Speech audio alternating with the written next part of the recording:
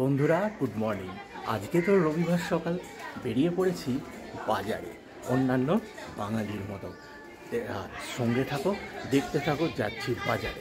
তো আমাকে দেখে কে এগিয়ে আসছে, তা এখন এর সঙ্গে সময় কাটানোর সময় নেই, বাজার যেতে হবে। হ্যাঁ,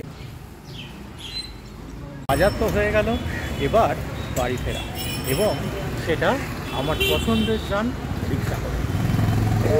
এই দেখো বন্ধুরা, বাজারের ব্যাগ পুরো ভর্তি, তার সাথে মাছও রয়েছে।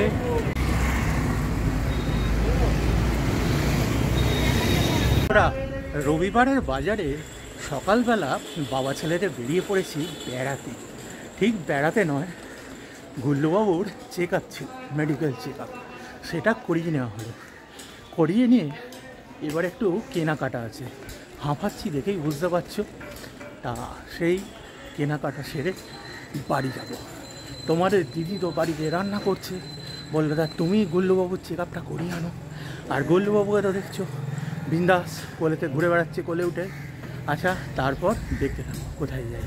বন্ধুরা, গুল্লুবাবু তো বাড়ি চলে এসেছে, এসেই ঠাকুমার ফোন নিয়ে ব্যস্ত হয়ে পড়েছে। হ্যাঁ হ্যাঁ হ্যাঁ, ঠাকুমার ফোনটার আজ একটা হেস্তনেস্ত করে ছাড়তেই হবে। আর ঠাকুমা দেখো খুব উদাস মুখে দেখছে ফোনটার কি হাল আজ হতে চলেছে। হ্যাঁ হ্যাঁ হ্যাঁ, ঠাকুমাকে বলে দাও যে ঠাকুমা তোমার ফোনটা নিয়ে আর চিন্তা করো না, যা যা খারাপ হয়েছে সব আমি ঠিক করে দেবো, কোনো চিন্তা নেই।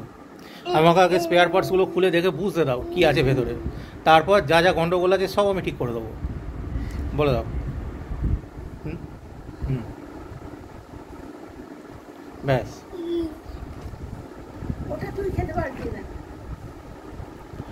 ওই অত বড় বোতলটা থেকে জল খেতে হবে, কিন্তু পাশেই ওর বোতল রাখা আছে, সেটা থেকে ওর ঠিক হবে না। বড়রা যেটা থেকে খায় সেটা থেকে। আচ্ছা, ফোনের ওপর একটু জল দিতে হবে। এবার যেটা মনে হচ্ছে ফোনের ওপর একটু জল দিলে ফোনটা খুলতে সুবিধা হবে, সেই ব্যবস্থাটাই চলছে। ঢাকাটা খুলে ফোনের ওপর জল ঢালার চেষ্টা চলছে।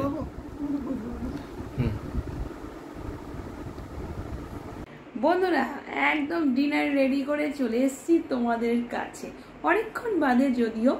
একদম ডিনারের আইটেম কি এটা নিয়ে তোমরা ভাবছো তো, কি একদম স্পেশাল দিদি তৈরি করলো? একদম স্পেশাল কিছু না, তোমরা ব্লগে অনেক সময় দেখেওছো বা দেখিয়েওছি।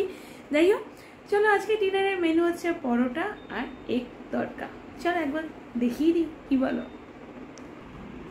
দেখো, এগ তড়কা, পরোটা আর কাঁচা পেঁয়াজ। তোমাদের দাদাভাই একদম রেডি, হাত ধুতে গেছে, ধুয়ে একদম খেতে বসে যাবে। তো কাজেই চলো আর লেট করব না, তারপর খাওয়ার একদম কমপ্লিট করে রান্নাঘর পরিষ্কার করে তোমাদের কাছে আসছি।